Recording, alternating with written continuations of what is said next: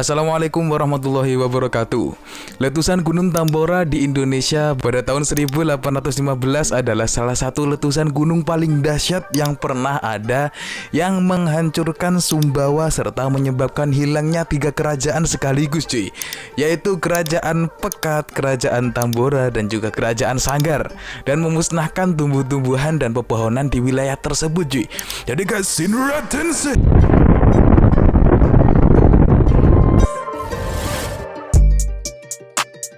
Dan selain itu, berdampak pada iklim global dan penurunan suhu sekitar 3-4 derajat cuy. Bahkan benua Eropa mengalami tahun tanpa musim panas, serta salju yang turun di segala penjuru men. Ya gak kebayang sih kalau gue sih kalau hidup di tahun itu, apalagi jadi salah satu warga di kerajaan di situ tuh. Ya auto kayak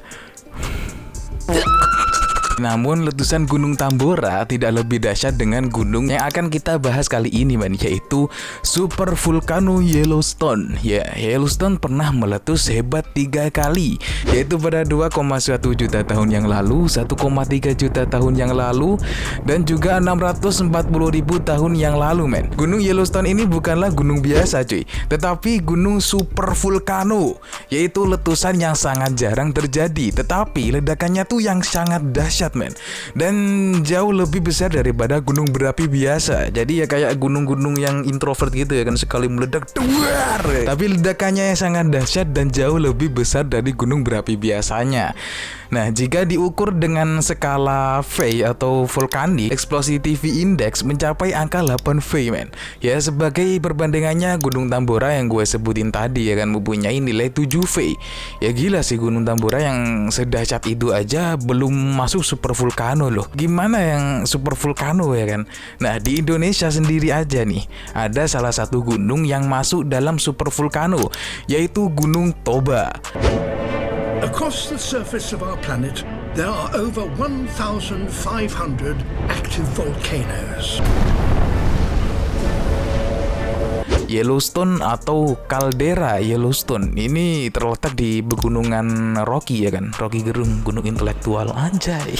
Pegunungan Rocky di Taman Nasional Yellowstone, Amerika Serikat, tepatnya di barat laut Wyoming. Letusan Yellowstone ini telah mengubah kondisi geologis pada bumi, atau letusan terbesar dari gunung ini yaitu letusan yang pertama dengan nilai V8 men, atau 8V, yang menciptakan formasi vulkanik yang dikenal dengan Huckleberry Ridge Tuff. Nah, letusan ini melepaskan sekitar 2.450 km kubik batuan cair men. Dan setelah letusan terbesar itu, ruang magma yang kosong ya kan, setelah letusan yang tadinya penuh dengan magma nih menjadi kosong men, yang menyebabkan tanah di atasnya tuh runtuh, yang menciptakan kawah vulkanik yang sangat besar, yaitu disebut dengan kaldera, yang berukuran sekitar 60 mil atau 96,6 km. Dan letusan Yellowstone yang kedua menghasilkan kaldera bernama Island Park yang memuntahkan sekitar 280 km kubik material, dan letusan yang terakhir yang memuntahkan 1000 km kubik material dan menghasilkan kaldera Yellowstone yang sekarang ini ya kan. Letusan-letusan ini menunjukkan pola kejadian yang tidak teratur men ya, sehingga tidak ada kepastian ya kan kapan letusan yang selanjutnya dari Yellowstone ini terjadi lagi. Ya semoga gak dalam waktu dekat lah ya, karena ya ngeri juga sih, gue juga belum nikah ya kan, bisa punah ya. Untungnya nih para ahli memperkirakan peluang terjadinya letusan Yellowstone dalam waktu dekat ini sangatlah kecil men. Ya dengan perkiraan sekitar 1:730.000 tahun. Ya emang seberapa mengerikannya sih letusan Yellowstone ini, sampai-sampai kita kayak aku takut gitu. Oke, mari kita berandai-andai nih, jika seandainya nih Yellowstone ini meletus di zaman modern ini ya kan, maka akan terjadi bencana geologi paling dahsyat yang pernah dialami bumi ini cuy. Saking dahsyatnya letusan terakhir yang memuntahkan sekitar 1000 km kubik material vulkanik ini cukup untuk menutupi seluruh negara bagian Amerika Serikat men, dengan lapisan abu vulkanik setebal 3 cm. Bahkan energi yang dihasilkan letusan yang terakhir ini setara dengan 1000 kali bom atom cuy, bom atom Hiroshima ya kan. Wah, Gila tuh ya kan, bom atom dar ya gitu. Nah dari sini aja nih udah kayak apa ya, kayak gak ada harapan hidup ya gak sih? Ya kalau masih belum punya gambaran nih, sebagai perbandingan, letusan Gunung Tambora yang menyebabkan Eropa tanpa musim panas hanya memuntahkan sekitar 160 km kubik material vulkanik ya kan. Ya cuma 160 aja tuh, sedangkan ledakan terakhir Yellowstone adalah 1000. Yaitu belum ledakan yang pertama loh ya kan, yang berasa gak ada harapan hidup gak sih kalau gini ceritanya.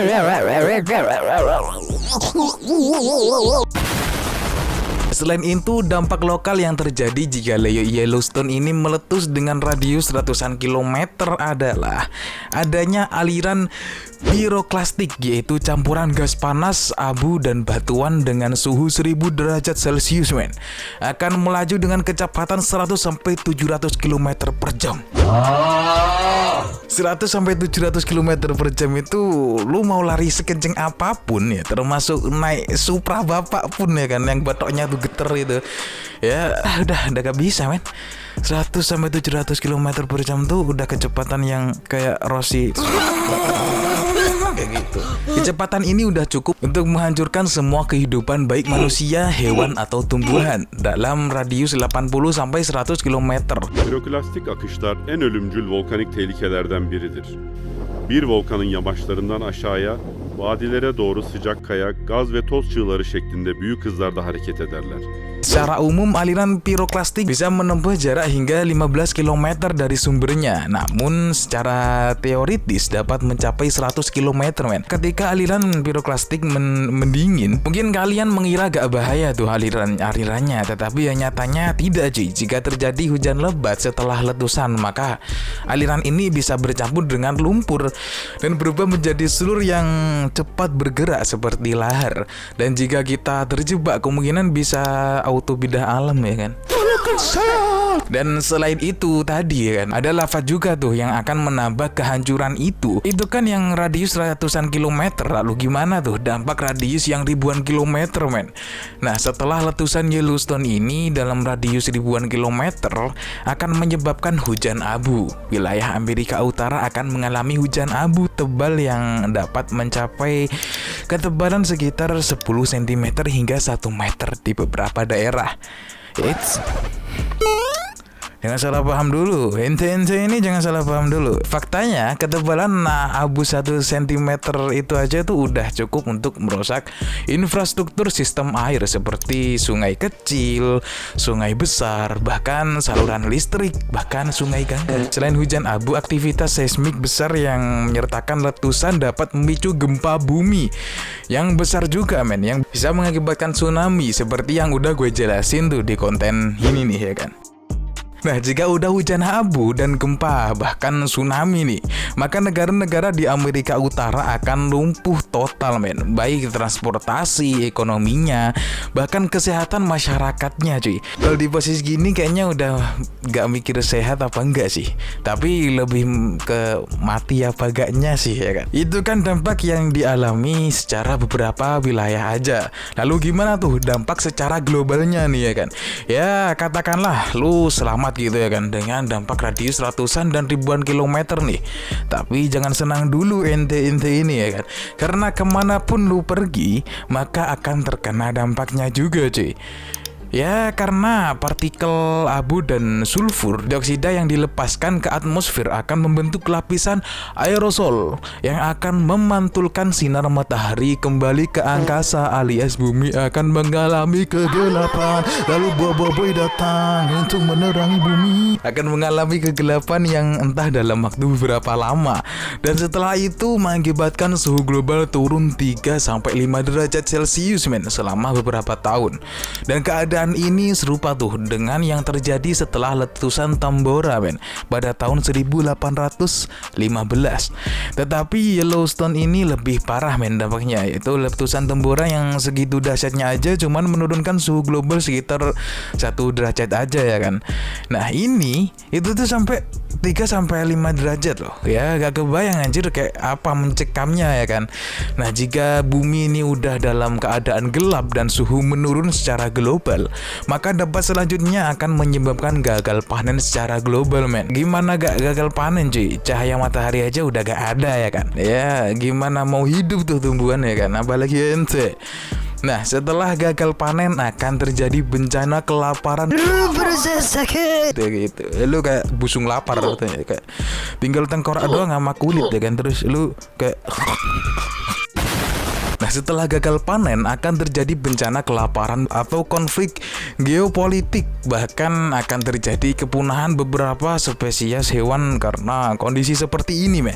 Ya selain itu abu vulkanik yang mengandung kaca vulkanik dan silika akan menyebar di atmosfer dan menyebabkan gangguan pernafasan bagi jutaan orang. Nah kondisi seperti ini sebenarnya mirip-mirip lah dengan yang terjadi setelah letusan gunung Tambora men. Cuma bedanya dampaknya dari Yellowstone ini jauh lebih ngeri aja sih ya kan.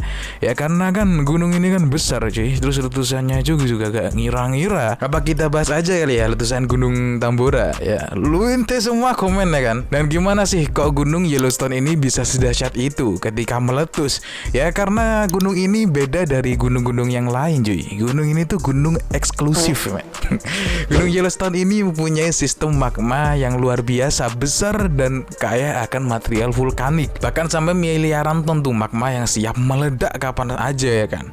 Dan ukuran ruang magma atau magma chamber ini perkiraannya tuh memiliki panjang sekitar 90 km dengan lebar 30 km dan kedalaman mencapai sekitar 10-15 km.